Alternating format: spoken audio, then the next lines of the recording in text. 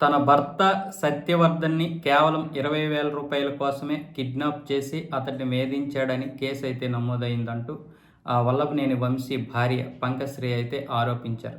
తన భర్త 20,000 కోసమే అతడిని బంధించాడు.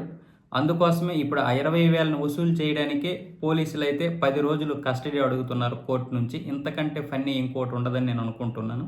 అలాగే నన్ను ట్రోల్ చేస్తున్నారు సోషల్ మీడియాలో చాలామంది.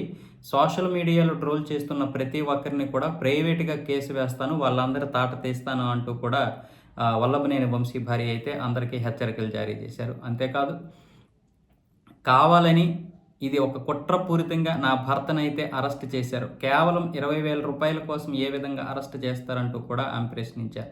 నిజానికి వల్లభనేని వంశీ 2023లో తెలుగుదేశం పార్టీపై దాడి చేయించాడు వాళ్ళ అనుచరులతో. మొత్తం 89 మంది అయితే ఈ దాడిలో పాల్గొన్నట్లుగా అయితే పోలీసులు కేసులు నమోదైతే పెట్టారు.